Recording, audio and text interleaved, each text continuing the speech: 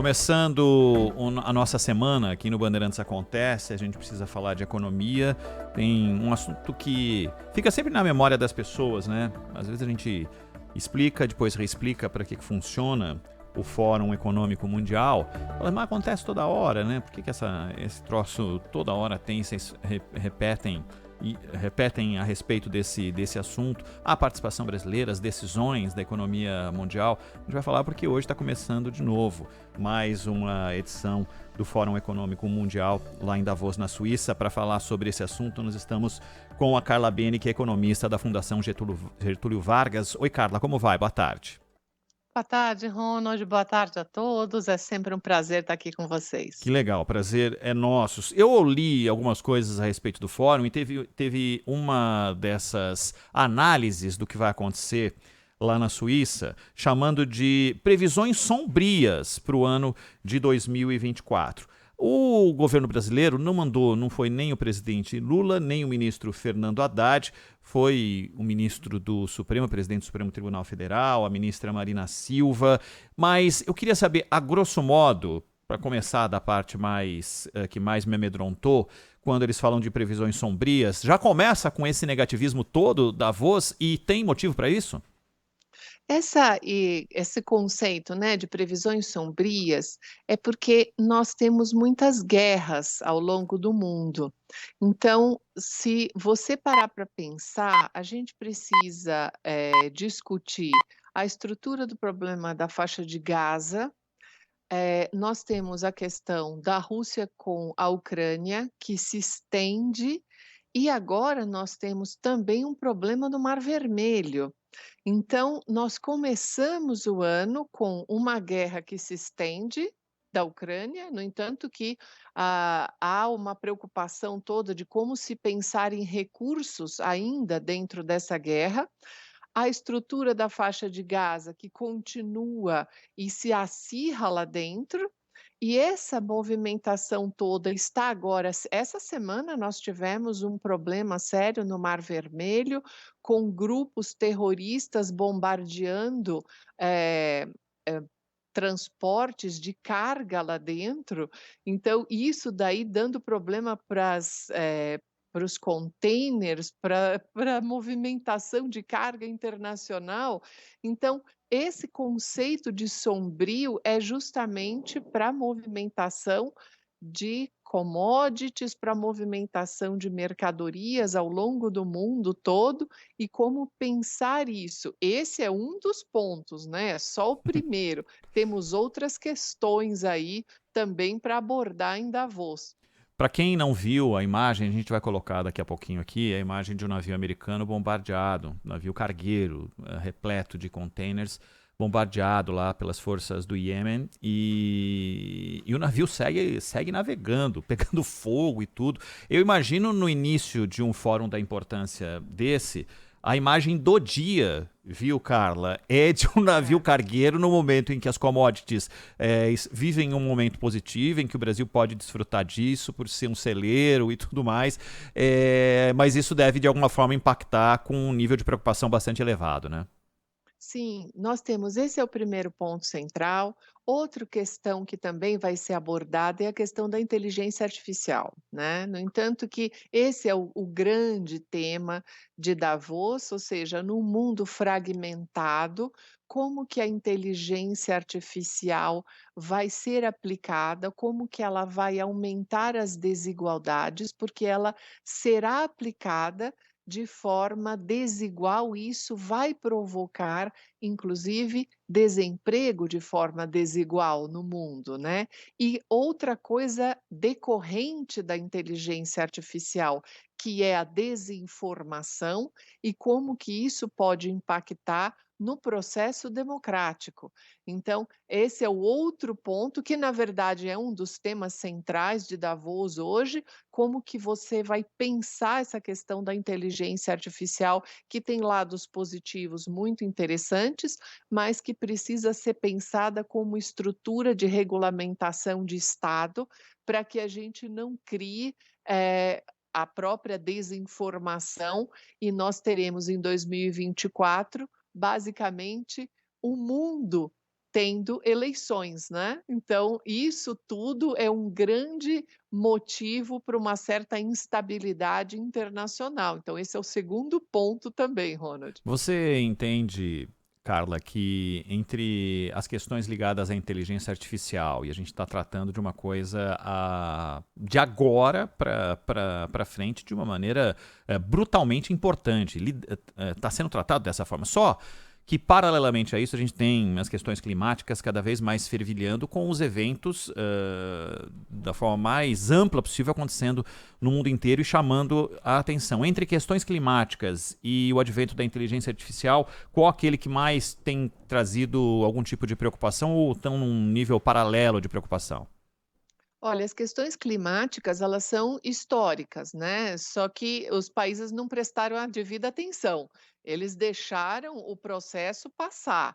Então as questões climáticas, elas estão no escopo há décadas já, né. Os países que não tomaram as devidas atenções. Agora a inteligência artificial, ela atravessou esse processo aí no meio do caminho.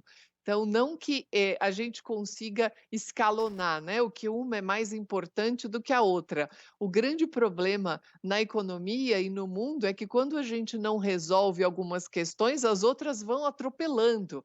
Então nós temos problemas de inteligência artificial para resolver, as climáticas e temos problemas ainda de saneamento básico não resolvidos. Então a gente tem um misto de problemas de século XXI com tragédias de século XIX que ainda não foram resolvidas. E isso daí tudo, você tem que colocar isso tudo no mesmo balaio para tentar resolver ao mesmo tempo. Nós estamos conversando aqui na Rádio Bandeirantes com a Carla Beni, que é economista da FGV. E esse cenário que você traçou era para a gente, de alguma forma, ter argumentos para ter algum nível de otimismo. Recuo da inflação, taxas de juros em queda, só que isso acabou ficando em segundo plano, né, Carla? É, na verdade, a gente acho que até seria bom a gente fazer aqui uma certa análise, digamos assim, compartimentada, né. Uhum. Vamos pensar em caixinhas.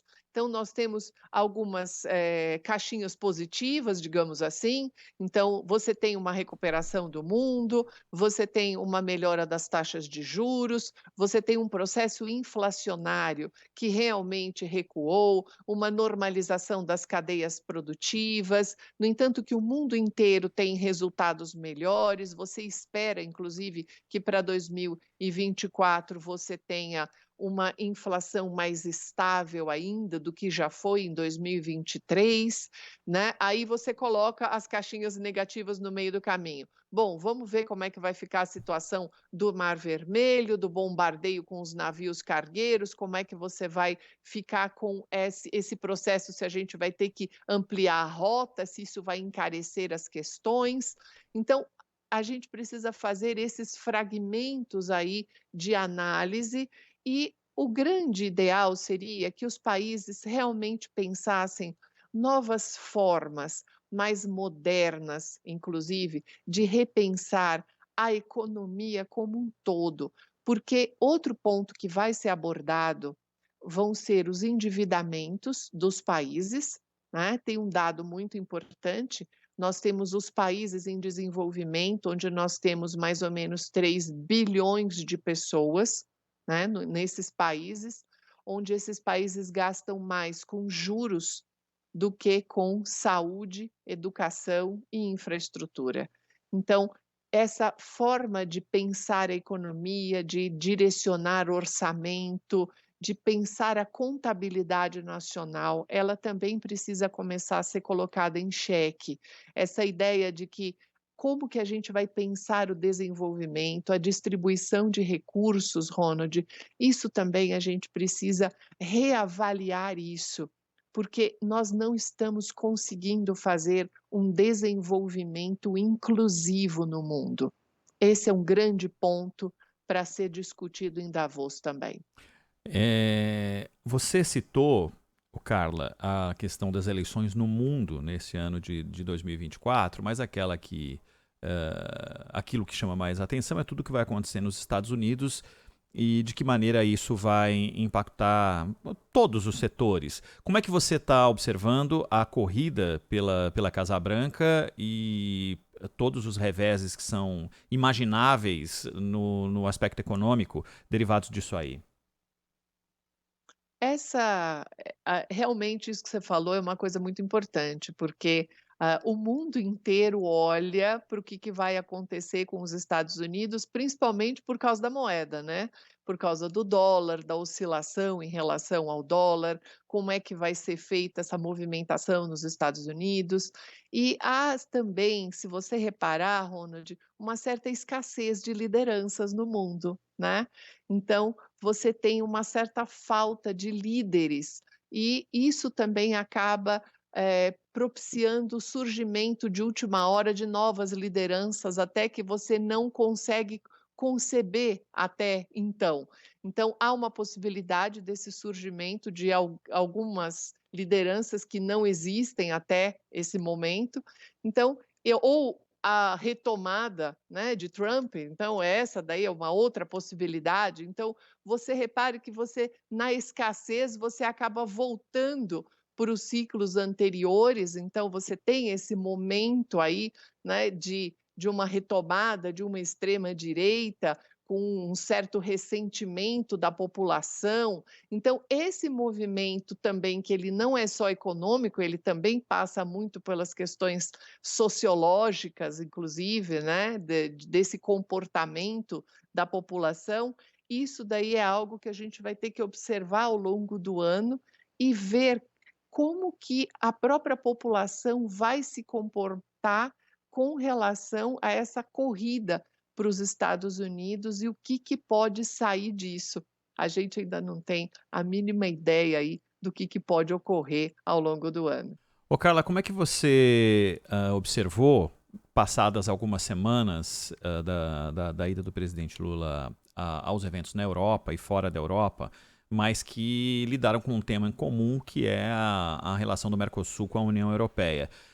Como é que você vê o ponto que isso chegou, se nós vamos lidar com as relações do Mercosul com a União Europeia daqui para frente, sempre no âmbito da indefinição, ou seja, eles não vão colocar como possibilidade o acordo, porque a França definitivamente não vai fechar o acordo da maneira como os países integrantes do Mercosul desejam, e ao que tudo indica, os integrantes do Mercosul, liderados pelo Brasil, não vão permitir que esse protecionismo francês seja o dominante para que esse acordo seja fechado. Eu acho que as negociações, elas estão cada vez mais difíceis, Ronald. Eu acho que nós ficamos aí numa carta de intenções, numa possibilidade muito lenta e muito difícil, e essas negociações internacionais que envolvem muitos países, elas são negociações, além de muito lentas, elas variam muito de acordo, sim, com os governos do momento. Então, dependendo da combinação do momento, politicamente falando, né, você não consegue desatar alguns nós. Então, você às vezes tem que dar uma pausa, esperar até algumas trocas de governo para retomar algumas negociações. Então, atualmente, essa negociação do Mercosul com a União Europeia, por mais que ela seria interessante, então quando você olha de fora, sob a ótica do comércio internacional, ela seria algo bem interessante de ser feita, mas aí é uma análise técnica de quem está do lado de fora, né, onde você não tem esse jogo de interesses e político no meio do caminho. Você colocando isso tudo na mesa, vai ser muito difícil de caminhar com essa questão agora. E também nós temos um outro ponto também para complicar muito, que é a questão da Argentina também, que ela vai dar uma amarra aí dentro dessa estrutura e uma certa incógnita também para piorar essa situação. A gente fechou o ano e eu entrevistei vários economistas aqui, naquela coisa de como foi o balanço de 23 e a perspectiva para 2024, e houve uma opinião quase corrente, de uma surpresa positiva de como nós fechamos a economia com perspectiva de PIB, com inflação dentro da meta, com os juros em queda, com uma reforma tributária está longe de ser a ideal, é uma simplificação de um processo que há mais de 3 décadas não se chegava a um ponto comum, o dólar baixando, entre outros aspectos.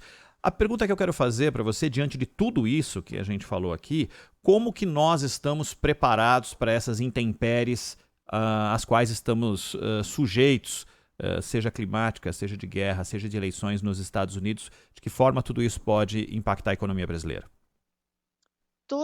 O cenário externo, ele sempre impacta aqui dentro, né? Então a gente tem sempre, por causa das commodities, do comércio internacional. Então, se nós tivermos aí um acirramento do setor externo, por exemplo, isso daí pode impactar no preço das commodities, pode ser positivo por um lado, mas também nós tivemos um exemplo bem interessante. Nós tivemos um setor externo ano passado que atingimos recordes, mas eu até falei e comentei a esse respeito, por exemplo, do nossa dependência na parte de fertilizantes, né? O Brasil precisa aumentar a própria produção de adubos e fertilizantes para ter uma dependência menor, já que ele tem uma pujança no agro tão forte como ele tem.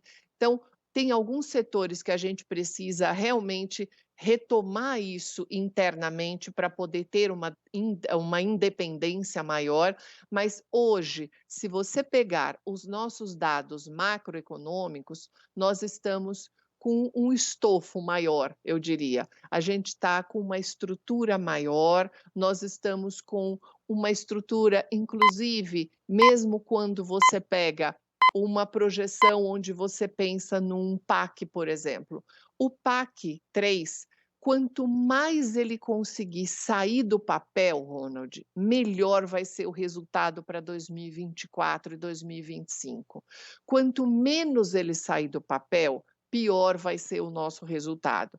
Então, quanto mais o setor privado, junto com o público, conseguir liderar esse programa e trabalhar a formação de mão de obra, que foi um programa que já começou agora no final do ano, e realmente essas obras saírem, e isso daí gerar emprego e renda, nós vamos ter uma mudança estrutural no país. Então, se isso ficou apenas na apresentação bonita e não se realizou, isso daí vai ser um problema. Então, quanto mais a gente conseguir tirar, digamos assim, da apresentação e realizar esses projetos, melhor seria para 2024 e para 2025. Mas, sem dúvida, nós estamos muito melhores do que nós estávamos em 2022, sob a ótica macroeconômica, sem dúvida nenhuma. Carla Bene, economista da Fundação Getúlio Vargas, conversando conosco aqui no Bandeirantes Acontece. Carla, muitíssimo obrigado, viu, pela tua atenção conosco. Até uma próxima. Até, um grande abraço e boa tarde para vocês. Valeu.